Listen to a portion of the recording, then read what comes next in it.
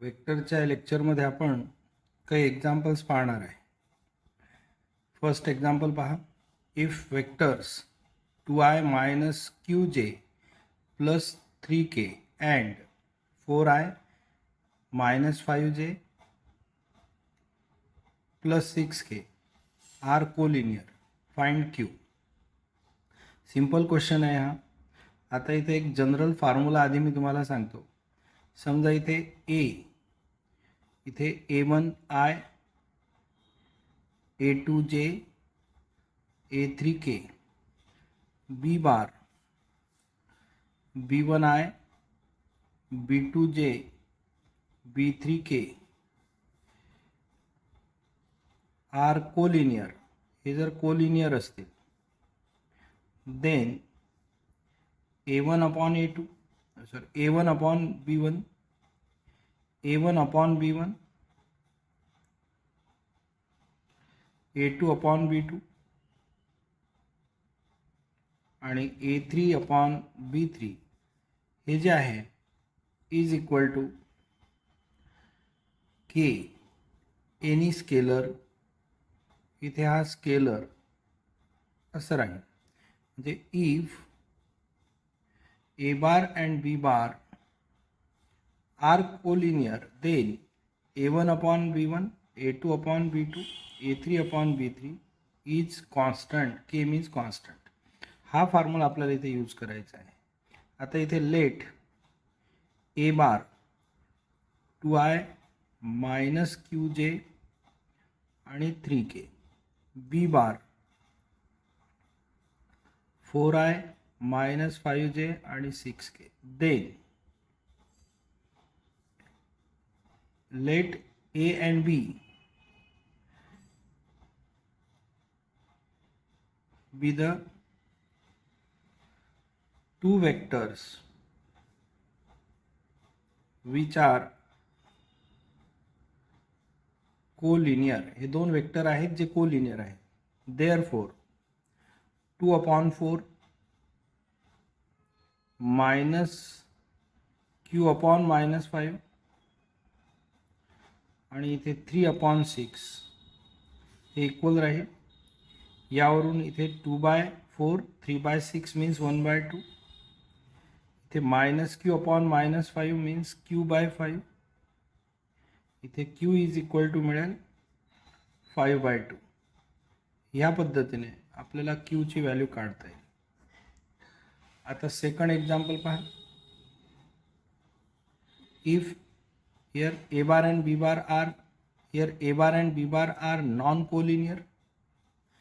if c bar is x minus 2 a bar plus b bar, हा c बार आहे आणि इथे d बार आहे 2x plus 1 a bar minus b bar are collinear. c bar and d bar are collinear असं म्हटलेलं आहे. c बार जो आहे x minus 2 a bar plus b bar and d bar is equal to 2x plus 1 a bar minus b bar are collinear. therefore a bar आणि b bar चे जे coefficients आहेत ते कंपेअर करायचे आहेत. a bar चा coefficient आहे x minus 2. इथे a bar चा कोएफिशिएंट आहे 2x plus 1 is equal to इथे b बार चा कोएफिशिएंट आहे 1. इथे b बार चा कोएफिशिएंट आहे -1 असं मिळेल. यावरून इथे मिळते 2x plus 1 into 1 आणि -1 into x minus 2. आता हे होईल 2x plus 1 minus x plus 2. हा -2x लेफ्ट साईडला आणा. -2x plus x 1 इथे 2. हे 3x is equal to 2 minus 1. 3x is equal to 1. therefore x is equal to 1/3 असं आपल्याला मिळेल. इथे आपल्याला x ची व्हॅल्यू काढायची. आता इथे थर्ड एक्झाम्पल पहा. If points a b c are collinear. हे 3 पॉइंट्स कोलिनियर आहेत.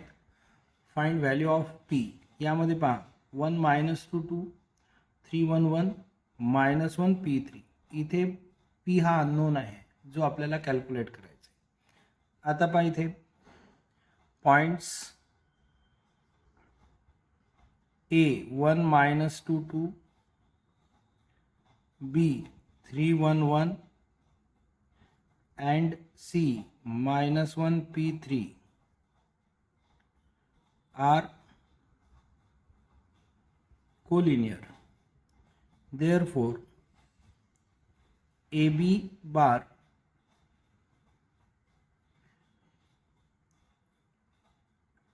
is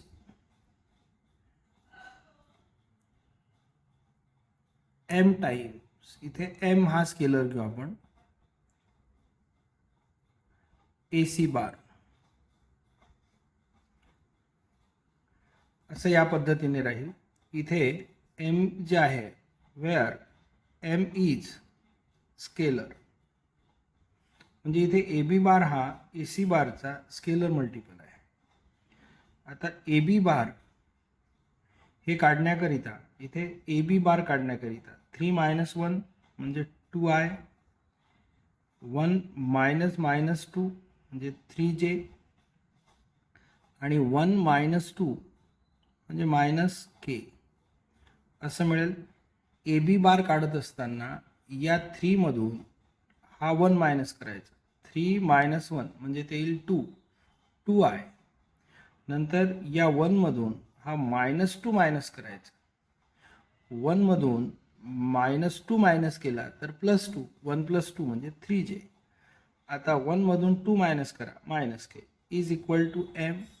आता AC बार ह्या -1 मधून हा 1 मायनस करायचा, -1 म्हणजे -2i. P मधून -2 मायनस करा, या P मधून हा जो -2 आहे तो मायनस करायचा आहे, म्हणजे आपल्याला इथे मिळेल, इथे आता स्क्वेअर ब्रॅकेट करतो, इथे मिळेल P मायनस मायनस म्हणजे प्लस होऊन जाईल, P + 2 असं होईल J. आणि त्यानंतर 3 मधून 2 मायनस करायचं आहे, 3 - 2 दॅट इज 1k असं आपल्याला मिळते. आता इथे हे जे दोन वेक्टर्स आहेत हे एक दुसऱ्याचे स्केलर मल्टिपल्स आहेत. आता यामध्ये i चा कोएफिशियंट 2i, इथे -2m, j चा कोएफिशियंट 3, इथे j चा कोएफिशियंट p + 2. इथे हा वेक्टर याला स्केलर मल्टिपल आहे, देअरफॉर इथे 2/-2m, -3/m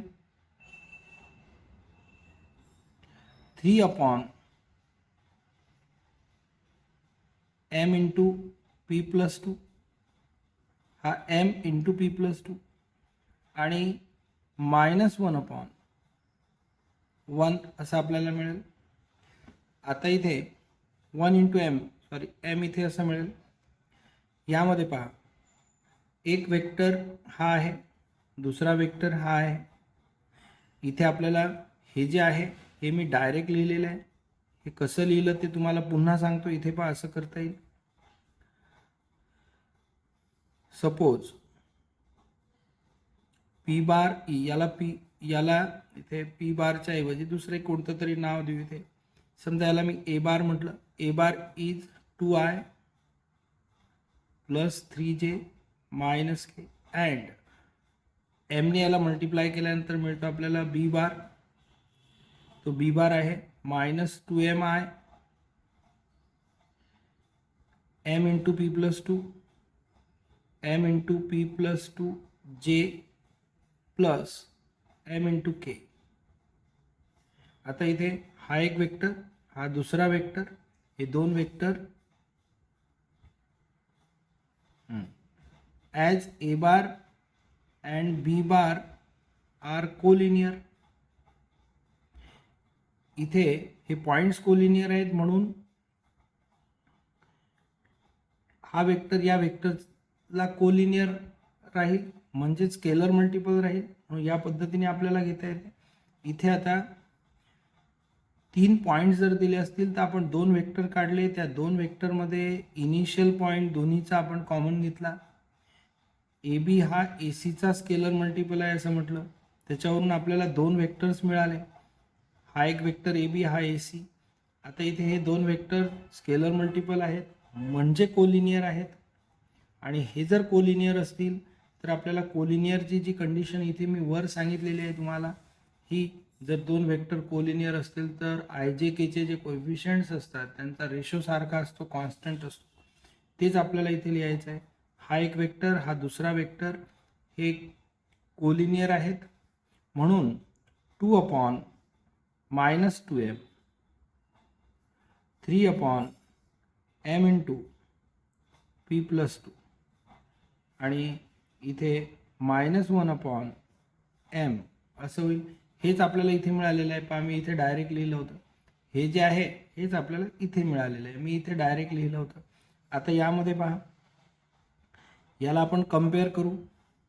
इथे m प्रत्येक ठिकाणी आहे, तो कॅन्सल होऊन जाईल. म्हणून आपल्याला मिळेल इथे 2/-2 3/p+2 इथे -1/1 इथे m हे तीनही कॅन्सल होतील. आता इथे 2/-2 म्हणजे -1 3p+2 इथे -1 दोन्ही साईडला -1 मिळालेलं आहे. म्हणून आता इथे याला मल्टिप्लाय करा. यावरून मिळेल 3 = -p-2 p लेफ्ट साईडला आणा, हे -2 -3 आणि इथे मिळेल, इथे पहा p+2 इंटू -1 म्हणजे -p-2 इथे 3 -p लेफ्ट साईडला आणलं, 3 राईट साईडला म्हणजे इथे p = -5 असं होते. ह्या पद्धतीने आपल्याला हे काढता येईल व्हॅल्यू. इथे आपण 2 वेक्टर्स काढले ए बी ए सी. तुम्ही असं न लिहिता डायरेक्ट असं जर लिहिलं, हा वेक्टर ए बी बार आणि हा वेक्टर ए सी बार हे कोलिनियर आहेत असं जर आपण म्हटलं, इथे ए बी आणि इथे ए सी, तरी चालेल. जेव्हा 3 पॉईंट्स कोलिनियर असतात तेव्हा त्यांच्याशी रिलेटेड 2 वेक्टर्स, असे 2 वेक्टर ज्यामध्ये एक पॉईंट कॉमन असतो, इथे ए आणि ए कॉमन आहे, हे कोलिनियर राहतात. म्हणजे 2 वेक्टर्स कोलिनियर राहतात. 2 वेक्टर कोलिनियर आहेत म्हणजे एक दुसऱ्याचे स्केलर मल्टिपल आहेत. ह्या पद्धतीने आपल्याला मिळेल. इथे फायनल व्हॅल्यू आपल्याला p = -5 अशी मिळते.